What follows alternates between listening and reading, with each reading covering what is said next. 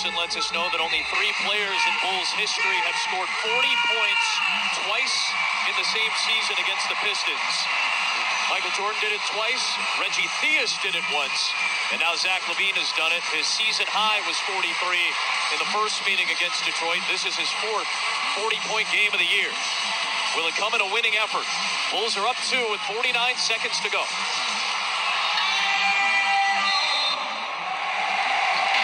Caruso is back in the game for Williams. Ivy spinning, kicking, and Diallo swings it out to reset. Here's Bogdanovich. Caruso is trying to draw the foul there. Ivy. Late in the clock, takes the 3. Would not go. LaVine the rebound. I don't know if they wanted that shot. That was a little bit out of Ivy's range. Defense by the Bulls. Detroit does not have to foul. The Bulls look for a dagger. It's DeRozan. Turnaround jumper would not go. Shot clock is off. And Dwayne Casey will use a timeout with 9.7 to go and a chance to tie it or win it.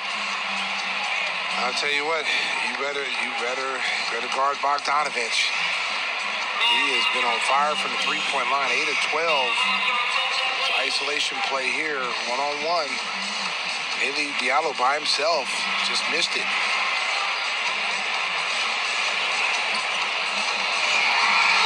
Bogdanovich has been the hot hand with 34 points on a season-high 8 threes. Diallo, as you mentioned, not really a three-point shooter, but he's had 19. Ivy is about 35% from 3. But Bogdanovich is their killer right now in terms of three-point shots for a potential win. Well, you gotta understand what the situation is. I mean, there's a lot of time for them. All they need is 2. Yeah. But you don't want to put Bogdanovich in a situation where you leave him unguarded. Yeah. If you're going to switch it into denial, switch into denial. Have some communication. If you're going to stay on him, stay on him. But if he gets any airspace, he's going to let it rip.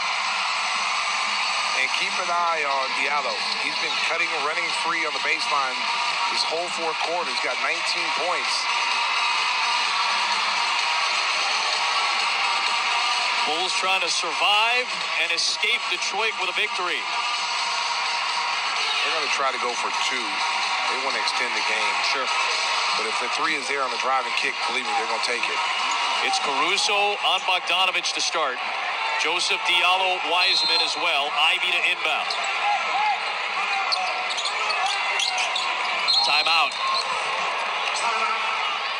Wait, Detroit have a timeout? They didn't have a timeout, did they? Oh, no. Oh, they didn't have a timeout? They didn't do it, Chris Webber. They did not have a timeout. That was their last one. And Ivy, the rookie, made the crucial mistake of calling a timeout. And you can see, I looked immediately over at Dwayne Casey, and his arms were in the air knowing that his team did not have a timeout left. Wow. It's a technical foul. That's a mistake by a young player.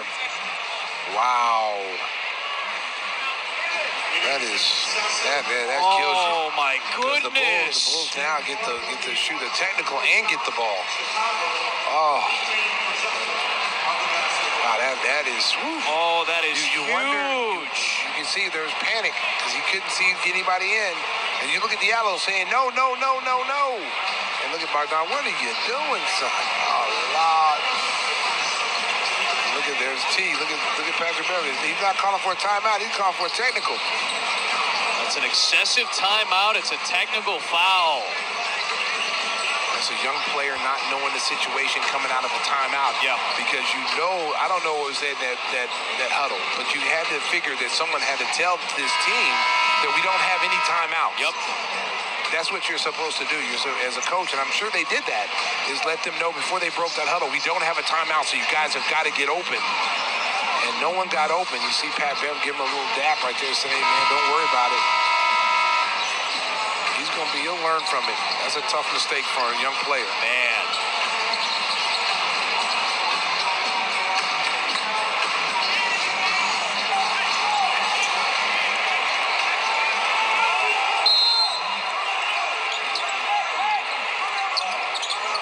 Caruso get over that screen.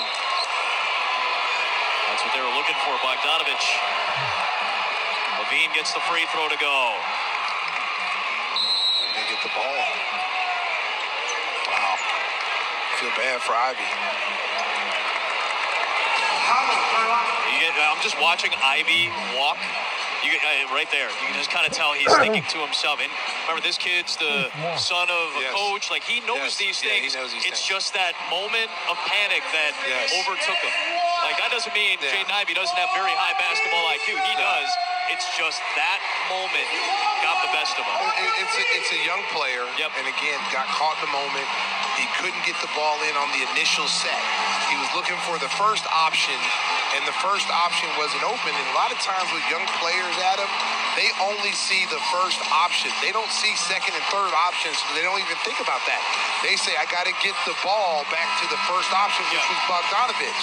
Look, this was the look we were talking about. I looked over at Dwayne immediately, and he's like, no. He knew exactly what it was. And I would imagine what you said. Somebody, whether it's an assistant or Casey, hey, no timeouts. No timeouts. We don't have any. That's a tough spot for Ivy. And like I said, I mean, it could happen to any young player. Of course, absolutely. And it's just one of those situations, again, you get locked into the first option, and you don't see the other second and third or fourth options. And I bet you, if anybody's going to learn from that, it's this young man right here. Jaden Ivey is going to remember this moment. This kid is going to be an all-star player. I agree with you. I'm telling you, he's going to be an all-star player, and no one will ever remember this. It's a regular season game. No one's going to remember this. He's the only one that's going to remember this, and he's going to take it to heart. If this was a playoff game, game 7, people remember that. This is a regular season out of 82. There's a foul as Joseph and a rookie player making a rookie mistake. So it's I feel bad for the kid because he's a good kid. He's got high basketball IQ. Just made a mistake. DeRozan with a chance to make it a 2-possession game with 2 free throws at the line. And if you're Dwayne Casey and your coaching staff, you're getting to them after the game and you're telling him forget about it. That didn't cost us a game. That didn't cost it. We got ourselves down by 21 tonight. 21 points in the first half. That didn't cost us the game there. Right? Could that have helped us? Yes. Sure. But did it cost us? No. What cost us is we gave up 21 and we had to work so hard to get back in the game against a team who played last night. That'll be Dwayne Casey's message. I'm with you. Yeah, you have to because it's a learning experience. You don't want that kid to lose confidence. Absolutely not. This kid's going to be a superstar. You don't want him to lose confidence. You want to build his confidence. You want to make sure he understands that, hey, you're an important part of this future. Oh, Joseph banks in a 3. Bulls still have to get it in. One-possession game. And there it is. That'll do it. And you can drive home safely to Chicago. Beep, beep. Let me tell you, this was a survival by the Bulls, who blew a 21-point lead, but they snapped their 5.